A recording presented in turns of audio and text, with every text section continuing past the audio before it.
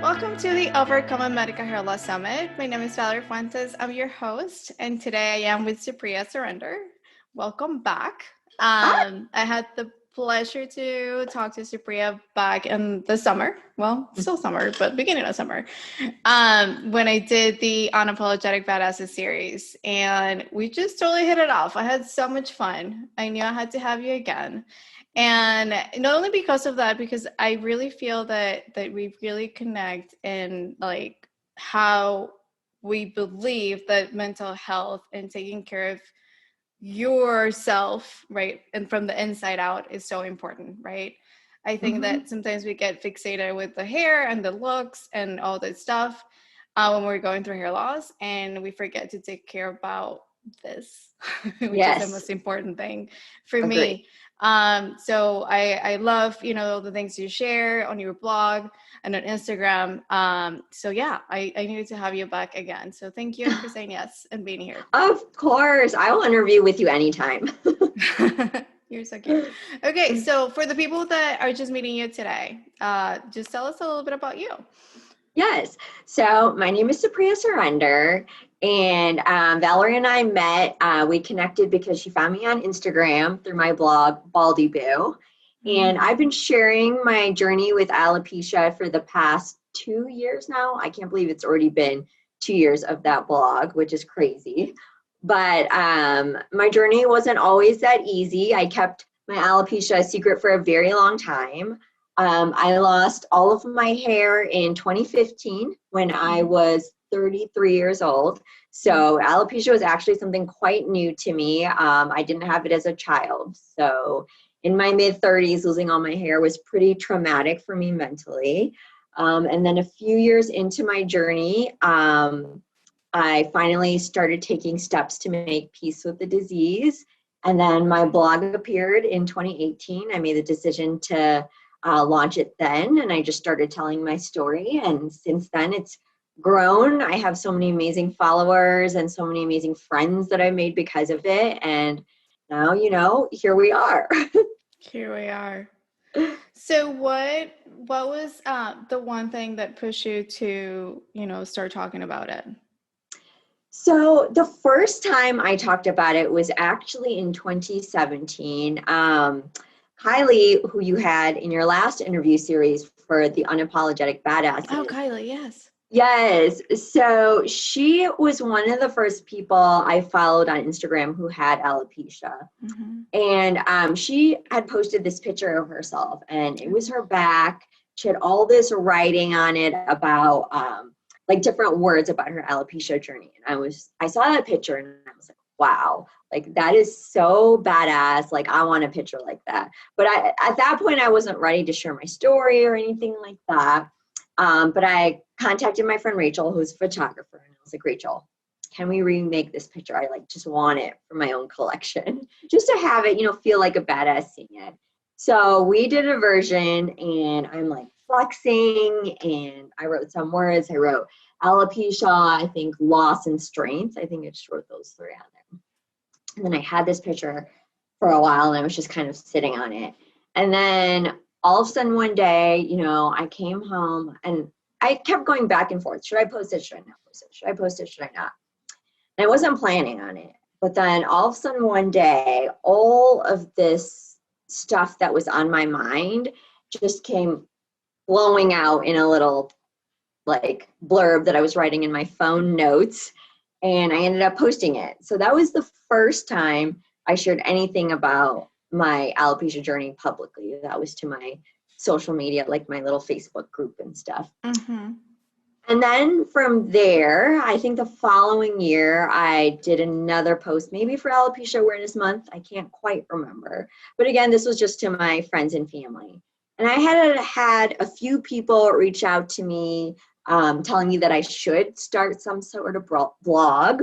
They said that they liked my writing, and they said it was very not relatable, but they could feel my emotions through my writing.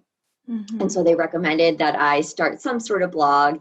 And I had tried like here and there in the past, but every time I tried, it just ended up being this like rage blog where I would write about how angry I was about alopecia. But finally in 2018, I think I had come to a point in my journey where I had really made peace with it, and I wasn't as angry as I used to be. Of course I had struggles with it still, but I felt like I had a story to tell because I had gotten to a point where I was in such a better place with my story. And, the world just felt so tumultuous to me. Felt like everybody, sometimes you just go on social media and you see everybody arguing in the comments, and people are just so mean to each other. And I felt like I wasn't doing anything to contribute to the greater good. So I was like, well, maybe if I start sharing my story, I'll be able to connect with people and show them that there's a light at the end of the tunnel, and, add a little bit of light and good back into the world. And so that's what I did. And then here I am 2 years later, I have this blog, and it's just been so wonderful to connect with so many people in the hair loss community. It's just, I meet so many different people that are at different phases of their journey. Some people are like out there living bald and free and living their best lives. Some people are still on the struggle bus and are having such hard times with it. So it's amazing to connect with people across that whole spectrum, because I get to use my story to help those that are struggling, which is unbelievably amazing that I even get the opportunity to do that. And then I also get to be inspired by people out there that are, paving the way for women with hair loss. It's just life-changing. And you are paving the way too. So there's that. You are.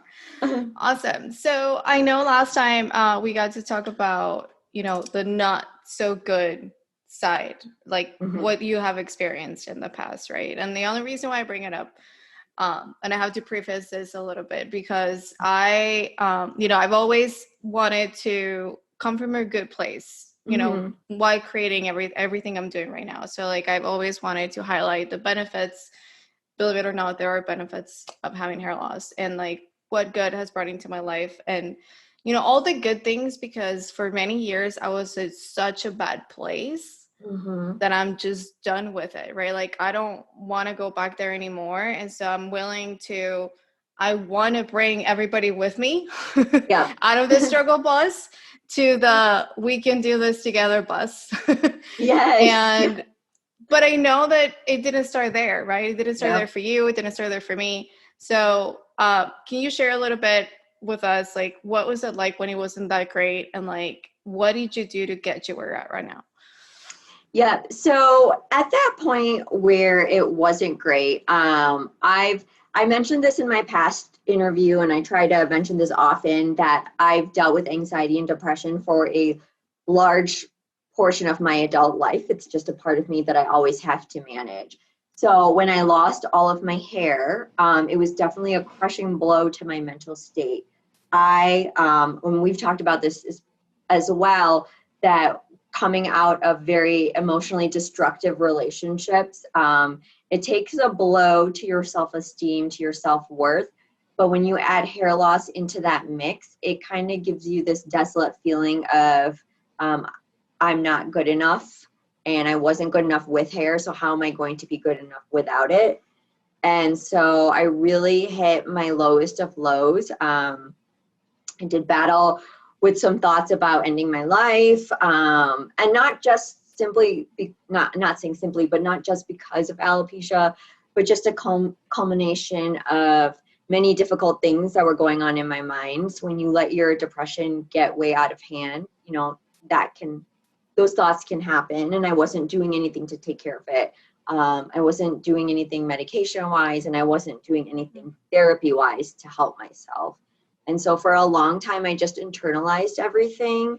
I never really talked to anybody in my life about those thoughts that were going on in my head. They were just with me, myself, and I. And so that makes it that much harder, because you're just on this endless loop of negativity. And so I was just very angry.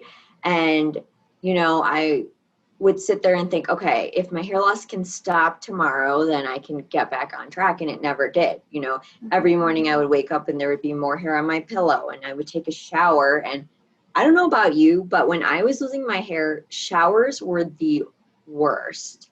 It was like you take a shower and the amount of hair that falls out while you're washing it, I didn't even realize I had that much hair. Like, after the first shower, when I was in the middle of losing it, I would have thought I would be completely bald afterwards. The amount of hair I saw there, it was devastating and alarming and scary. So there's just so many different things. And then watching yourself physically just completely distort in front of your eyes every single day. I'll never forget the first time that I realized my spots were no longer able to be hidden, because when my hair loss started, it started in the back. But it was when I was getting ready for work, the first time I saw one up top. And oh my gosh, did I have a breakdown that day. You know, I just felt so defeated. I just felt so betrayed by my body. I felt out of control because there was nothing I could do to stop it. You know, I tried all the diet tricks. I tried all the herbal remedies. I tried actual experimental medication treatments. I tried it all, and nothing was working. And then those treatments that I was taking was making my depression and anxiety worse. I don't know if you've ever taken prednisone, but I was on a regular dose of prednisone for an extended period of time. And I call prednisone the devil drug. It turned me into a crazy person, and it made every bad emotion 500 times worse for me. Yeah. So it was a lot of that at once. And it wasn't until I decided to make my mental health a priority again and start therapy.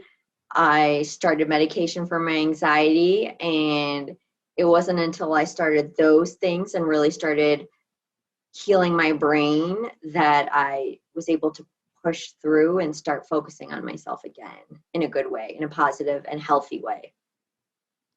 So how did therapy help you? Because I feel like sometimes a lot of people are more concerned about regrowing their hair than taking care of their soul. Because that's literally, you know, like your soul is in pain. Yes. Right. And I feel, and for me personally, my experience has been that when I took care of that, then everything else, it's not like it didn't matter, but it was easier. Yeah. Right. So, like, what difference did therapy make for you?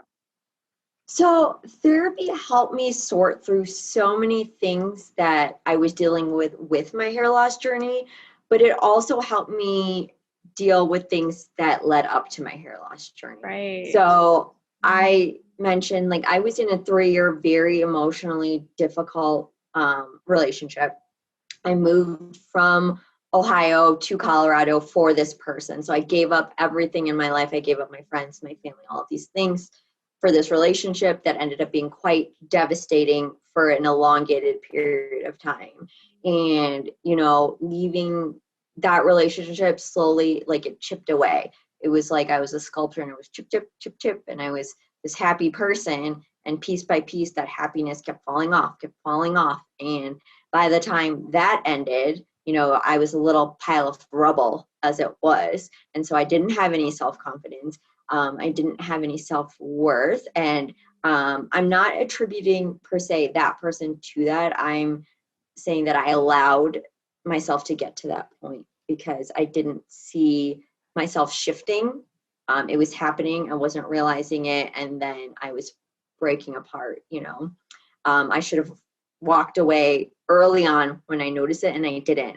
And so I just let this little pile of rubble continue on. And I was just going through the motions day in and day out for a while. I felt pretty alone out here in Colorado because I didn't really have friends. So it was just me and my cat for a while when we did eventually break up, and then my hair started falling out. So I just had a lot of things to deal with that relationship, with past relationships, with other things that have happened throughout my life. I've dealt with body body image issues my entire adult life as well. So I had to do things to make peace with that, you know. So I had a lot of work. I had a lot of things to work on.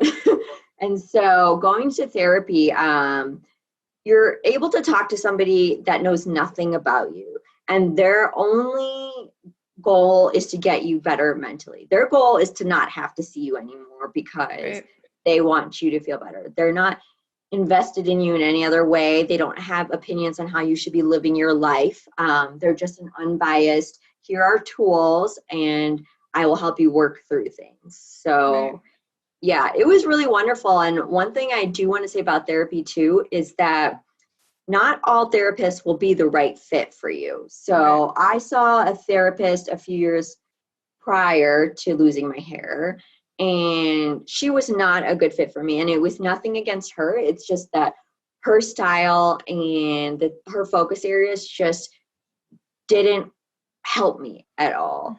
And so instead of finding somebody new at that time, I just stopped going, which I shouldn't have done, because I think it's important that you try out a therapist. If it doesn't work, then you just try again, because there is somebody out there that will be the right fit for you. You just have to continue on until you can get that right person. Right. And I just think it's so important to like just taking that step, like you said, like take the step of like going to one appointment, right? Like you don't have to commit. Like don't think that because you go to one appointment you have to commit for the rest of your life. No. Right. It's just taking that step or going for the first time, and that's saying yes to yourself. Like that's not even saying yes to the therapist. Yeah. That's saying yes to yourself, to being like, I'm gonna take care of me. Yes. It's no different than if you have bronchitis, you go to the doctor. So it's no different than that. It's just, think of it as a different kind of head cold. Like if it's too hard for you to think of it as mental health, and if it makes you feel like you fall into this stigma bucket or whatever these, ridiculous things people say about mental health, if it's too hard for you to put yourself into that bucket, just think of it as head cold, and you're going to a doctor to treat this head cold so you can get better, and just prioritize yourself. Right. Well, and it's also acknowledging, I feel like, that alopecia or hair loss is not a cosmetic condition like it is, Yes. under the insurance. It's cosmetic. It's not. It's really not. It affects everything. So it's just knowing that we have to take care of ourselves. You know what I mean? Like nobody else will. Yes. Your doctor is not going to tell you, oh, you have to go see a therapist because you have hair loss. They don't think that way. They don't see it that way. So if you don't take that move, if you don't make the move for yourself, nobody else will tell you to do it. Yeah, and I think conversations like this are so important, because we need to do something to end the way the medical and insurance industry treats alopecia. Because yes, on paper, it's cosmetic, but it's not. Any person you talk to that's lost hair like this, they've dealt with some shit in their life, and like they need the help. Like that should be one of the things they recommend is first, go see a therapist, because it's going to be hard. Yeah. And all they do is tell you any treatment, honestly. Yeah. Right? Yes. Yeah.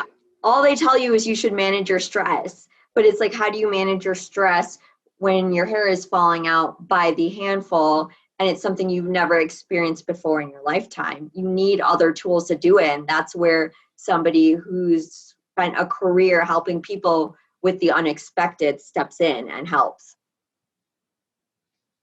Yeah, because it's definitely a vicious cycle. Like, you're stressed out and anxious because you lost your hair, and then you lose your hair because you're stressed out and anxious. And it's like, it just gets bigger and bigger and bigger and bigger. It wouldn't stop it. Totally. Agreed. Oh my gosh. Okay. So going back to I don't know if we touch on relationships this time, but I know we did last time. I know you shared a beautiful story about how you met, your love. You guys are still together, correct? Yes. Yeah. So for the ladies that are like, oh my God, I don't know that I can date or be in a relationship, like who's gonna love me like this? Like, what do you have to say about that? I mean, I get it. It's hard. It is very, difficult because the thing about dating and hair loss is you have to become vulnerable very quickly, much more quickly than you would in any other type of dating situation. And I remember one of the things I struggled with, especially when I was doing online dating, is when do I tell this person that I don't have hair? And the thought of sharing it scared me so much that like I talked myself out of talking to anybody for a long time because I just didn't know how I was going to address that conversation. So I think the one thing that you have to remember is that if somebody is going to not want to get to know you or not want to be in a relationship with you because of your hair loss, that's not a person that you want in your life, period. As hard as that is to wrap your head around, because I know you fall for people and you have feelings for people and you want people to love you. If your hair were to grow back and then they would love you then, but they wouldn't like this, that's not a person you want in your life, because life is going to throw so many crazy cards at you. It could be hair loss. It could be something else. And if somebody can't love you like this, then that's not the kind of love you want. You don't want conditional love. You need to find somebody that's going to love you unconditionally. And so this is the ultimate test. Like, if you want to be able to weed out terrible humans, this is going to be the way to do it, you know, because somebody, right? Yeah. Oh like, this is going to tell you, this person's not worth my time. And set your bar high. Because you have hair loss does not mean you lower your bar. Like, it doesn't mean you have to settle. It doesn't mean you have to, you know, because the thought is always, who's going to love me like this, right? That's what everybody thinks. And so if you find somebody that loves you like this and they don't treat you right, then I think the next thought is, well, nobody else is going to love me like this. And you have to push all of that out of your head, because you are wonderful as you are, and you just need to own it and find somebody that fills your heart and makes you feel loved and happy and confident in any state. You know, with my boyfriend now, I will have zero makeup on. I'll have my pimple cream peeling off in chunks on my face. And he looks at me exactly the same than if I am dressed to the nines, you know, and like, that's what everybody deserves to find. Yeah. Yeah, and they're not doing you any favor, like you said. You know what I mean? Yeah. Like, I feel that sometimes we tend to put our partners in a pedestal if they are okay with it. Yeah. But that's really the least they can do. Yep. Right? If they love you, that's just normal, right? Like, if you, like, I ask, because I get that a lot, and I ask the women that I talk to, well, if your husband had a skin condition, would you leave him? No. Well, there you go. Exactly. It's the same thing.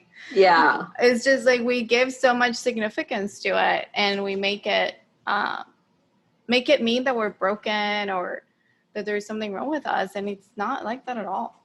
So I would say, like that at walk all. into the relationship owning it, like, really, like, own your hair loss. And the moment you own your hair loss and you respect yourself, then other people will do the same, right? Yep.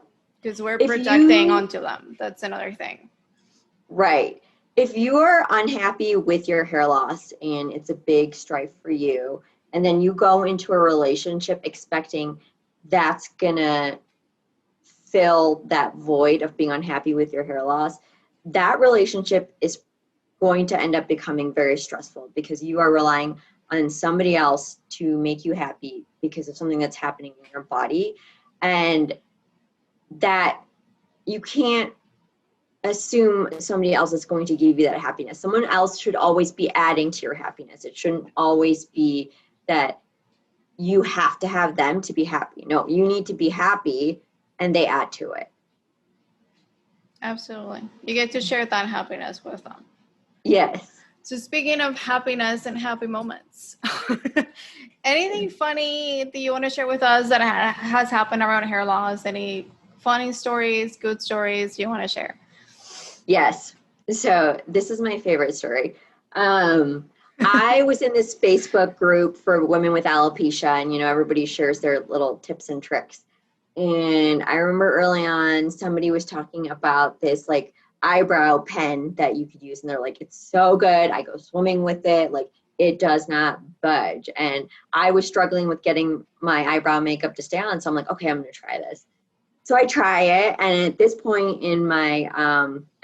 I used to work out after work. So I had tried it in the morning, went to work, lasted fine, got home, went to the gym, and it was my apartment gym, luckily, so it wasn't a ton of people. But I did my little elliptical or some sort of cardio, and then I go to the weights. And when I look in the mirrors behind the weights, my eyebrows are dripping down my face. It is like these rivers of like dark brown makeup all down my face.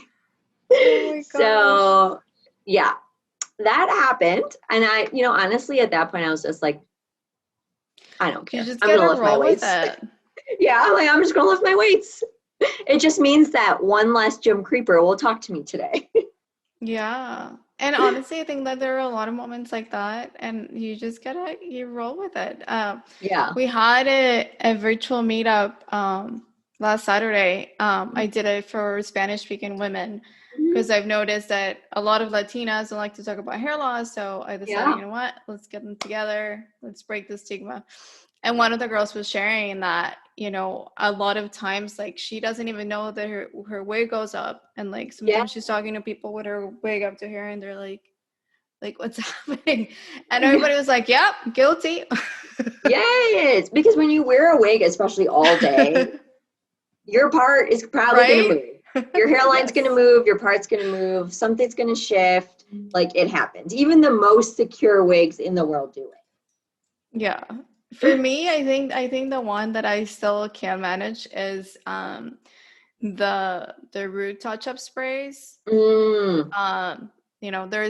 root touch-up, there is Topic, there is now I use eyeshadow just because with the sprays, I used to get the freaking spray everywhere. Like hands, nail, clothes, walls.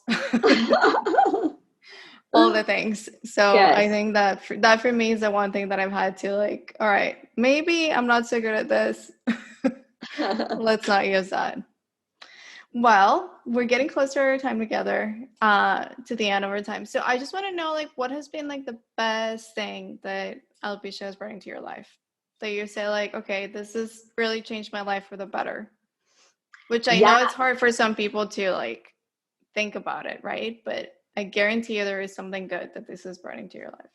Yes. So, I mean, I think the best thing is it's brought me true confidence and true happiness, which is absolutely insane because it's also brought me my worst sadness, my worst depression. But through my healing process, especially with starting my blog and connecting with all of these wonderful humans like you, it really has helped me find my own truth. It's helped me find purpose in life. It's given me something that every morning I wake up excited because I get to connect with my community and I see all these amazing women and I see the things they're doing and I'm like, wow, I could do that too. Or like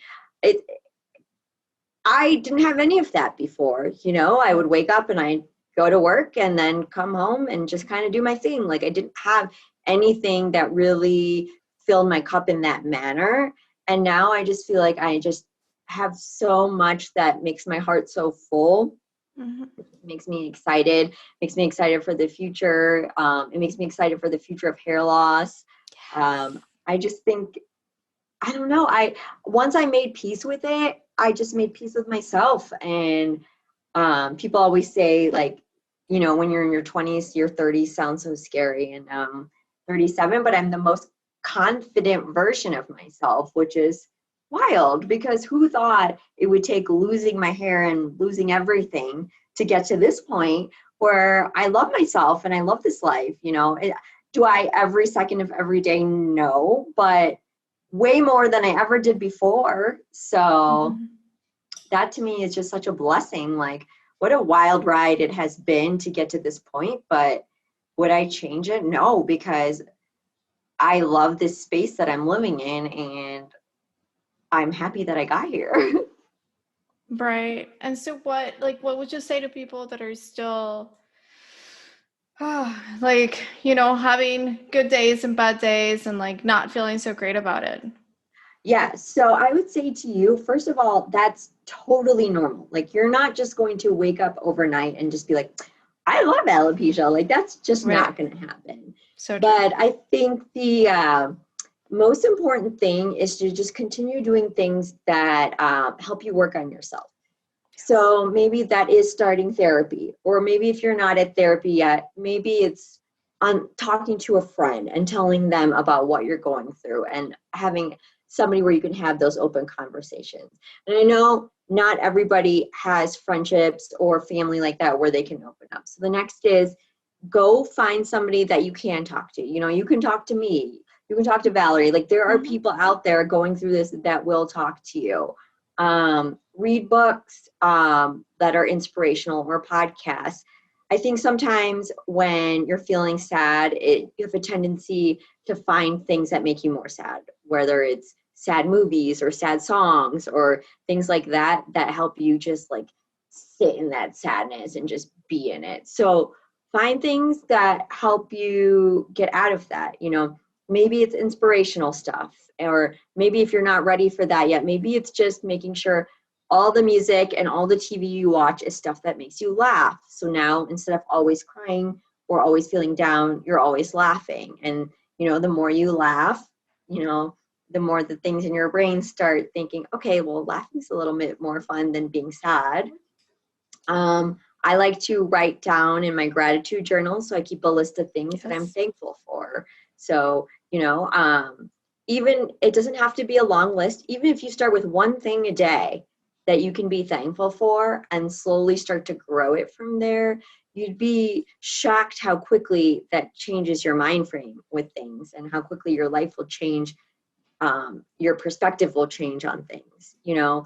Don't fall into the trap of, a lot of times people will tell you, well, at least it's not this, or it could be worse if it was this. That never helps, because it makes your feelings invalid at the moment. And I want you to own your feelings, because it is okay. It's okay to feel that way. Everybody feels that way when they go through hair loss, but it's just most important that you don't live in that feeling forever. You need to do something to help you get out of it. And it's just finding that thing, Absolutely. Anything that will shift your energy. Anything. Yes. Really. Yes. Because it's different for everybody. Yes. So thank you, Supriya, so much Of again. course. I want to direct everybody to your blog because it's so great. So it's at baldieboo.com. Yes, it's baldieboo.com, and then I'm Baldie Boo on Instagram. That's where I talk to people the most. I do have a Facebook that just connects with my Instagram, so you can find me on there as well. Okay. All right. Well, thank you so much. And of course. To everybody, I'll see you on the next interview. Bye guys.